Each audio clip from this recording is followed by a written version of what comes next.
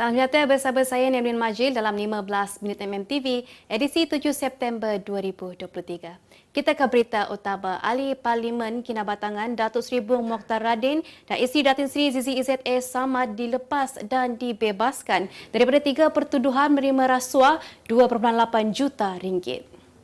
Perkara itu diputuskan oleh Mahkamah Tinggi Kuala Lumpur hari ini selepas membenarkan permohonan semakan pasangan suami isteri itu. Hakim Datuk Azhar Abdul Hamid memutuskan demikian dan mengetepikan keputusan Mahkamah Session yang mengarahkan mereka membela diri terhadap ketiga-tiga pertuduhan. Sebelum ini, Hakim Rozina Ayub memutuskan pihak pendakwaan berjaya membuktikan kes prima facie terhadap mereka berdua dan memerintahkan membela diri atas pertuduhan rasuah berjumlah 2.8 juta ringgit berkaitan pelaburan unit amanah. Kertas siasatan membabitkan Presiden PAS Tan Sri Abdul Hadi Awang berhubung kenyataan beliau yang mempertikaikan kuasa lembaga pengampunan telah diserahkan kepada pejabat peguam negara hari ini. Ketua Polis Negara Tan Sri Razaruddin Hussain berkata kertas siasatan tersebut telah lengkap sebelum diserahkan kepada pejabat peguam negara dan pihaknya kini sedang menunggu tindakan selanjutnya. Terdahulu, media melaporkan polis merekod keterangan Abdul Hadi berhubung kenyataannya dalam ceramah di markas parti itu di Bakri Muar Johor bulan lalu. Timbalan Ketua Polis Negara Datuk Seri Ayub Khan Maidin PC dilaporkan berkata Abdul Hadi hanya menjawab 5 daripada 24 soalan daripada pihak polis.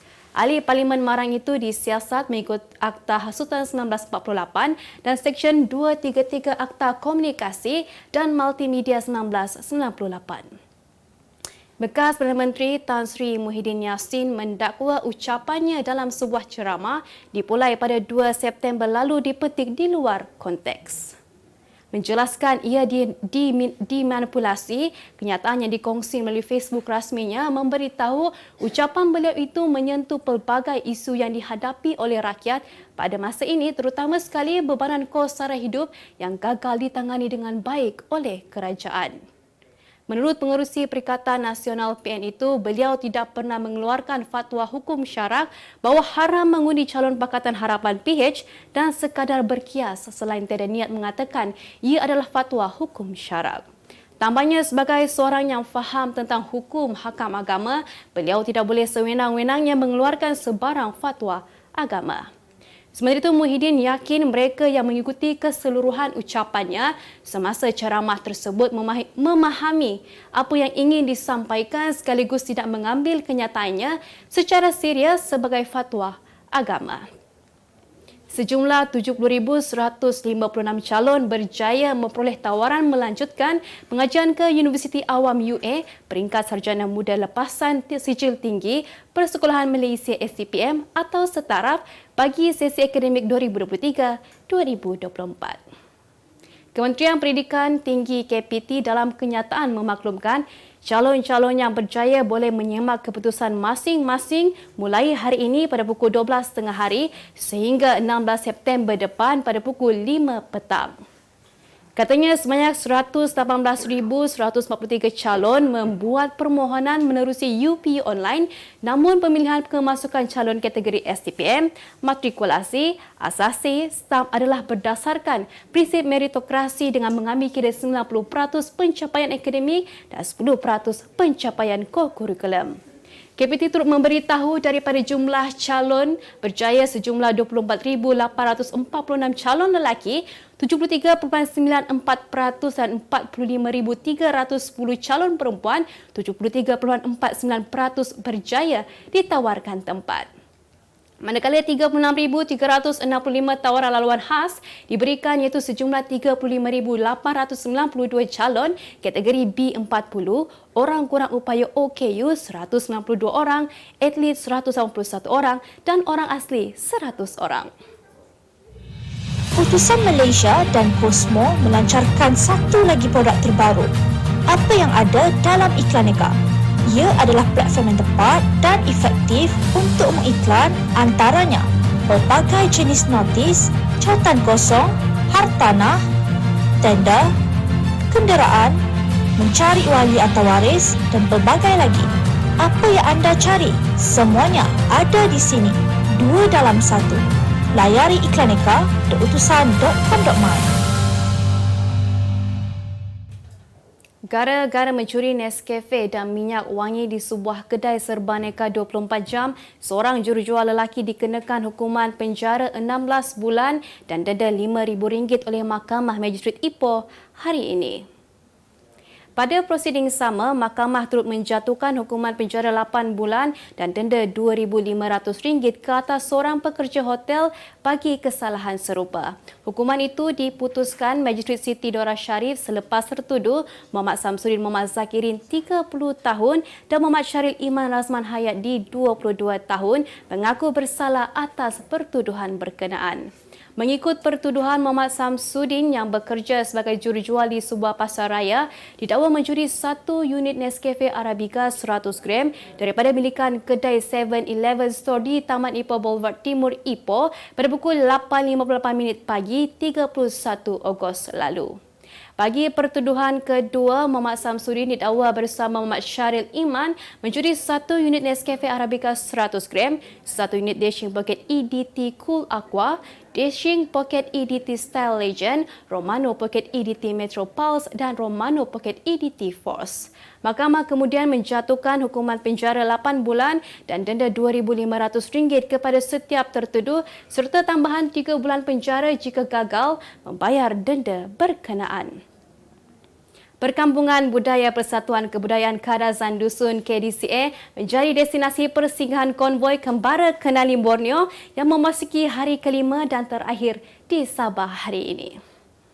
Yang di-Pertuan Agong Al-Sultan Abdullah Riayatuddin Al-Mustafa Billah Shah dan Raja Pemaisuri Agong Tunku Azizah Aminah Maimunah Iskandaria yang kelihatan ceria melihat sendiri budaya daripada pelbagai etnik di Sabah malah berkenan menyertai pelbagai aktiviti budaya di perkampungan itu. Pada Majlis Santapan Malam Kerajaan Negeri Sabah sempena Kembara Kenali Borneo malam tadi, Al-Sultan Abdullah bertitah rakyat Sabah yang terdiri daripada 33 kumpulan pribumi dan berkomunikasi dalam lebih 50 bahasa serta 80 dialek etnik adalah sesuatu yang amat menakjubkan. Pasangan diraja dan konvoi itu dijadualkan berangkat hari ini ke Lawas Waterfront di Lawas Sarawak sebelum bergerak ke Brunei bagi mengakhiri kembara berkenaan. Kembara Kenali Borneo dari 3 hingga 13 September bermula di Tawau Sabah dan bakal berakhir di Teluk Melano Sarawak sejauh 2,154 km menelusuri lebuh raya Pen Borneo yang menghubungkan Sabah, Sarawak serta Brunei. Berita luar negara, Venice akan melaksanakan sistem tiket bermula musim bunga tahun depan di mana pelancong wajib membayar RM25 untuk memasuki bandar bersejarah itu bagi mengurangkan bilangan pelancong yang berpusu-pusu mengunjungi lokasi tersebut. Langkah itu disokong Eksekutif Majlis Pentadbiran Selepas Venice disarankan oleh Pertubuhan Pendidikan, Sains dan Kebudayaan Bangsa-Bangsa Bersatu UNESCO untuk disenaraikan sebagai tapak warisan dunia yang terancam. Datu Bandar Liu J. Brugnaro berkata tindakan mengawal aliran keluar masuk pelancong ke bandar itu perlu, namun Venice sentiasa dibuka kepada semua pelancong. Pelan sistem tiket itu sudah lama dirancang tetapi masih memerlukan kelulusan Majlis Bandaraya yang akan bermesyuarat pada 12 September ini, malah masih ada banyak butiran tidak jelas seperti jumlah tiket yang akan tersedia. Antara yang akan dikecualikan membayar tiket ialah pelajar, pekerja, penduduk tempatan, kanak-kanak bawah umur 14 tahun serta pelancong yang tinggal semalaman di Venice. Sekumpulan penduduk tempatan di Nusa Tenggara Barat Indonesia menggali semula kubur seorang lelaki yang baru sebulan meninggal dunia selepas mendengar bunyi dentuman kuat dari dalam kubur tersebut. Di dalam video itu menunjukkan orang ramai mendengar bunyi seolah-olah seseorang sedang memukul papan yang menutupi liang lahat selama 2 hari berturut-turut. Kubur itu dikatakan milik seorang penduduk bernama Ahmad yang meninggal dunia kira-kira 42 hari lalu di kawasan kampung itu. Tindakan itu telah mendapat persetujuan daripada ahli keluarga si mati, namun bagaimanapun penduduk kampung masih menerima kecaman daripada pengguna media sosial. Kemas kini pengetahuan anda tentang isu ekonomi dan pasaran. Merangkumi sektor hartanah, perniagaan, keuangan, komoditi, IKS, halal niaga dan dunia korporat. Sentiasa ikuti perkembangan ekonomi semasa di dalam dan luar negara. Semua informasi terkini hanya di hujung jari. Dapatkan edisi ringgit setiap Isnin hanya di Akhbar Utusan Malaysia.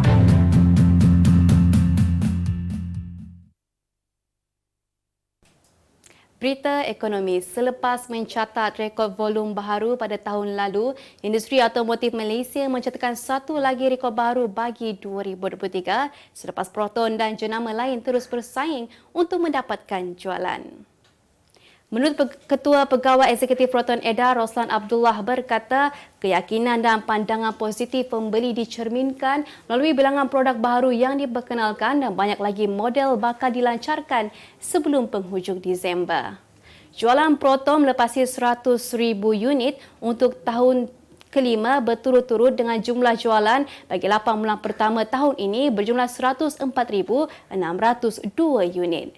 Jumlah itu penambahan sebanyak 17,121 unit, kenaikan 19.6% berbanding jumlah dicatatkan bagi tempoh sama pada 2022.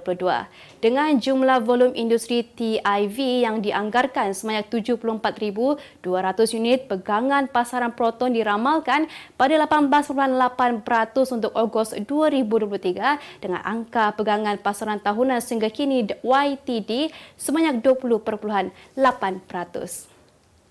Kerajaan perlu memperkenalkan subsidi dan beras ramah Malaysia Madani dalam usaha mengawal harga sumber karbohidrat itu yang kini menjadi igawan buruk rakyat khususnya dalam kalangan golongan kurang berkemampuan. Bercakap kepada Utusan Malaysia, Presiden Persatuan Beras Bumi Putera Malaysia Barim, Ismail Awang berkata anggaran jumlah subsidi diperlukan dalam industri beras negara adalah sekitar 800 juta ringgit setahun. Ujarnya memperkenalkan subsidi dan beras ramah adalah langkah terbaik untuk memastikan rakyat masih mampu membeli dan menikmati makanan karbohidrat yang membekalkan sumber tenaga kepada manusia. Katanya mengambil kira formula subsidi telur ayam dan ayam segar, ia perlu diperluas dalam industri beras sama ada mengambil separuh jumlah subsidi itu untuk diperuntukkan kepada beras. Sebelum ini, Menteri Pertanian dan Keterjaminan Makanan Datuk Seri Muhammad Sabu berkata pihak pengilang dan Lembaga Pemasaran Pertanian Persekutuan Fama sudah diarah menghantar bekalan di mana-mana lokasi berlaku kekurangan beras. Beralih ke berita sukan, kejayaan Harimau Malaya mengikat Syria 2 sama semalam membuktikan kualiti skuad itu setanding pasukan 100 terbaik dunia. Ketua Jurulatih Skuad Bola Sepak Kebangsaan Kim Pan-gon berkata anak-anak buahnya mampu menyaingi Syria walaupun pasukan Kasion Eagles itu berada di ranking ke-94 dunia berbanding Harimau Malaya yang menghuni tangga ke-136 dunia. Dalam aksi persahabatan antarabangsa Tier 1 di Chengdu, China semalam, pasukan negara bangkit daripada ketinggalan 0-2 menerusi jaringan Akhil Rashid dan Darren Lock pada separuh masa kedua. Tambahnya lagi, beliau akan terus menguji taktikal anak-anak buahnya apabila bertemu lawan lebih kuat China bagi aksi persahabatan kedua Sabtu ini.